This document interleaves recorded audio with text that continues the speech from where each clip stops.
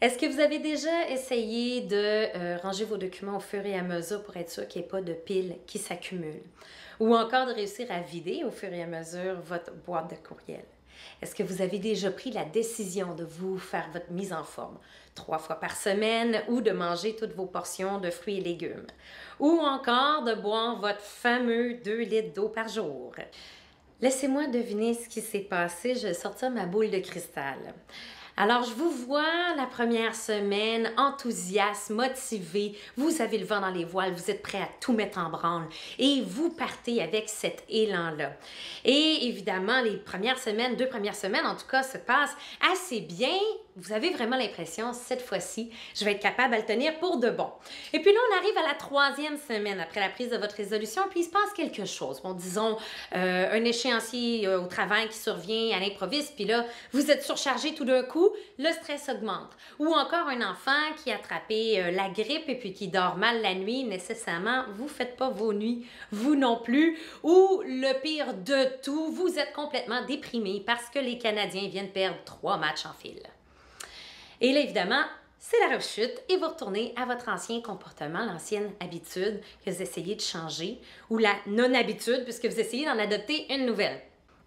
Et évidemment, je sais ce que c'est parce que moi aussi, je l'ai vécu ce défi-là. J'ai été comme salarié responsable du marketing et j'ai vécu des défis qui sont similaires à ça.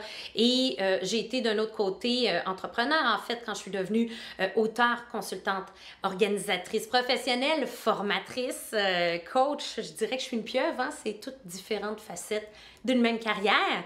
Et pour mettre la cerise sur le sundae, je suis maman. Alors vraiment, c'est la totale. Je sais ce que c'est d'essayer de déployer tous les outils, les moyens pour joindre les deux bouts. Et on n'est pas seul. 45% des gens prennent une résolution de l'année. Et là-dessus, attention, roulement de tambour, seulement 8% réussissent à atteindre leur but. C'est assez tragique, en fait, quand même. Et je dis c'est tragique parce que dans certains cas, on peut parler de questions de vie ou de mort. Je pense, entre autres, aux patients qui ont eu des problèmes cardiaques. 90% d'entre eux réussissent pas à adopter dans leur quotidien les habitudes santé, la saine alimentation, la mise en forme et tout ça que leur recommande leur médecin pour éviter des complications futures. Alors, dans leur cas, ça peut vraiment leur sauver la vie que d'apprendre comment développer une nouvelle habitude. Et apprendre à développer une nouvelle habitude, c'est donc pas banal, c'est vraiment quelque chose d'important. En fait, les recherches démontrent que ça occupe ce genre d'automatisme-là, de routine, 50% de notre temps d'éveil de nos actions. Alors, je vous donne un exemple. Vous confectionnez votre café le matin. Vous n'êtes pas en train de penser à votre stratégie, de quel geste vous allez poser pour confectionner le fameux café. Vous l'avez posé tellement de fois, ce geste-là, qu'il arrive sans même y penser. Puis vous faites un après l'autre la succession d'actions qui est nécessaire pour, tada, avoir un café en main. Donc, ça joue un rôle crucial dans nos vies. Pourquoi? Parce que c'est une économie énorme pour notre cerveau et pour notre corps. Quand c'est de nouvelles actions, on a à réfléchir, à peser le pour et le contre, à décider dans quel ordre faire les étapes. Alors que quand c'est un geste qui a été automatisé, un réflexe conditionné, c'est très économe parce que notre corps n'a plus besoin de dépenser autant d'énergie à la concevoir, cette action-là. Et c'est pour ça que ça joue un rôle si crucial dans le fait d'optimiser votre efficacité et votre bien-être, que ce soit au travail, dans votre vie professionnelle ou à la maison. Et le drame de tout ça, et ce que je déplore, c'est qu'en fait, le processus pour réussir à les acquérir, pas à court terme, pas le fameux 2-3 semaines des résolutions de l'année, mais vraiment réussir à développer une nouvelle habitude qui va tenir à long terme, le processus est méconnu.